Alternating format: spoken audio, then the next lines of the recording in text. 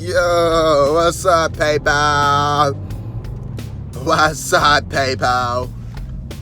Shit, I ain't doing nothing. In traffic as usual. Atlanta jam traffic. Man, it just never gets any better here, bro. Like, god damn it, man. There's just always freaking traffic. Oh, man. So, I'm on the way to do another drop-off in the Range Rover again. Man, I hate when I have Saturday bookings. I much prefer everything going out on Friday so I can enjoy my Saturday, but that's not the case. But today's video, we are talking about why you cannot have, why Turo has such strict stipulations on only exclusively renting your vehicle with their platform and not using someone else. Meaning, if you have a car on Turo, you cannot also have it on Get Around at the same time. A lot of people, I think I was looking at one of my group chats that I'm in, and a lot of some of the newcomers was kind of getting in trouble with that.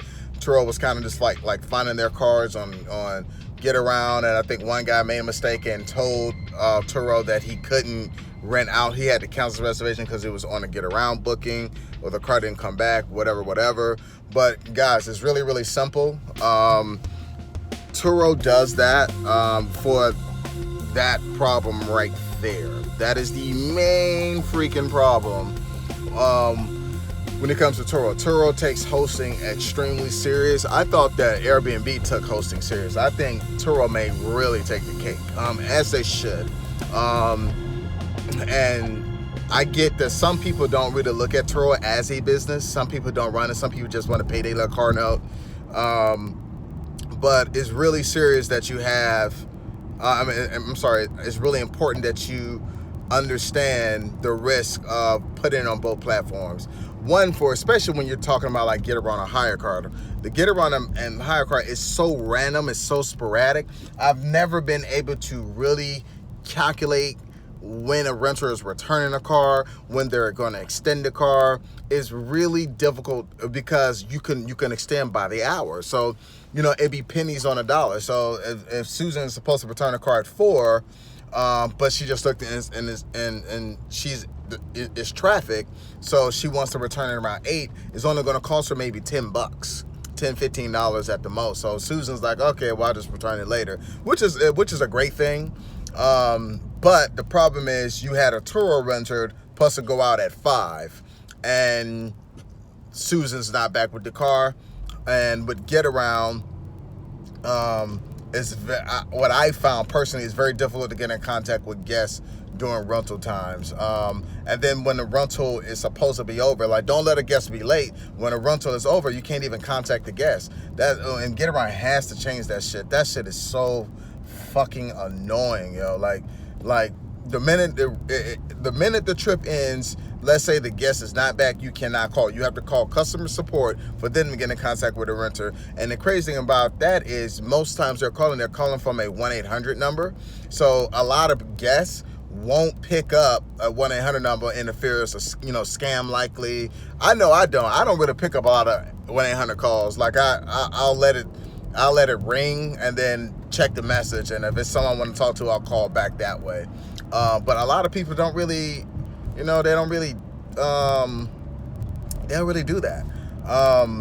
So that's a real big problem to Get Around. So with Turo, is really, really, really important that you realize whatever platform you want to put that car on, it needs to stay there forever. Unless one of the company goes under, or you don't like the way the company treats you or something like that. So for instance, like I have a whole bunch of Hyundai Elantras.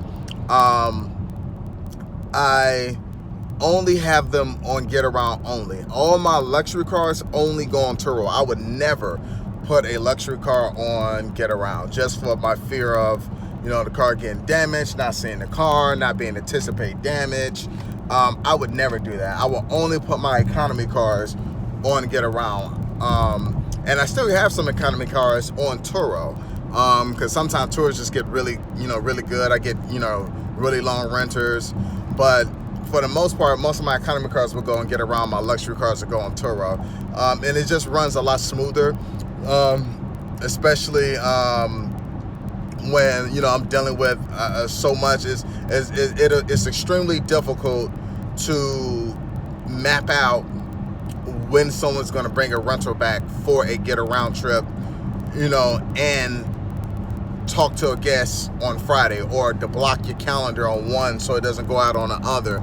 Like, it's really difficult to keep up with all that when you have multiple cars. So guys, just don't do it. Just pick one or the other. If you don't like one, then completely take that car off the platform. Or let's say you start with Turo, you want to do get around.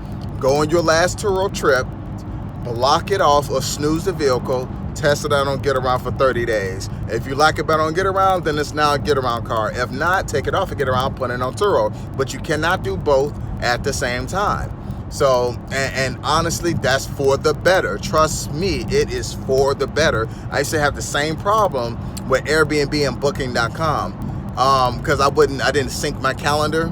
So what happened, I would have a $1,200 booking on Friday, but then someone else books it on Booking.com for $600. Now I gotta call customer service, tell them, oh, well, it can't go out for a septic tank, make up some lie, and the cancellations build up. And when you got too many cancellations on either Airbnb or Booking.com, they'll just cancel out your whole account.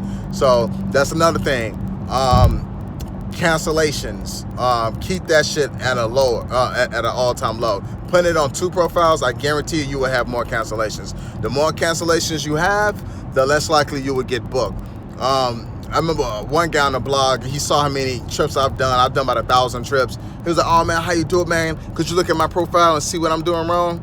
Then he sent me a link to his profile. I looked at everything. Everything looked good until I went to his reviews, and he actually had all good 5-star reviews. However, he had like 8 to 10 canceled trips in the review section within the first, I think he had like maybe 14 reviews, and it was like probably like 8 or 9 cancellations. So I'm like, bro, if I'm a guest and I'm looking at your profile, I don't care how nice that car is. If I'm traveling out of town, I am trying to make sure I am with the best person possible and to secure my trip.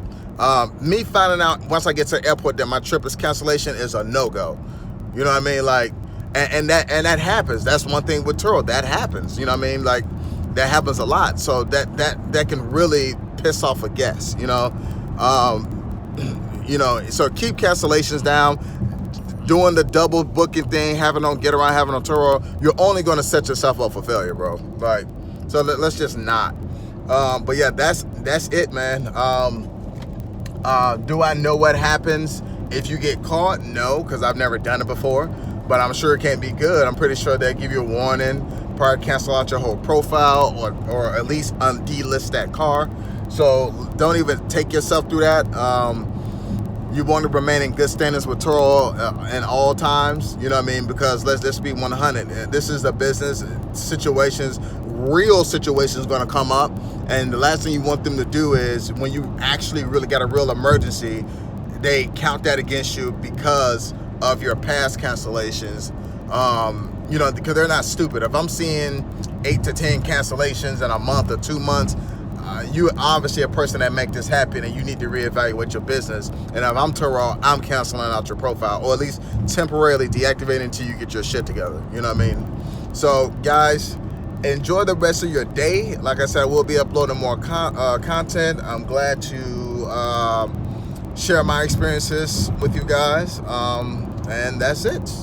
Enjoy the rest of your day.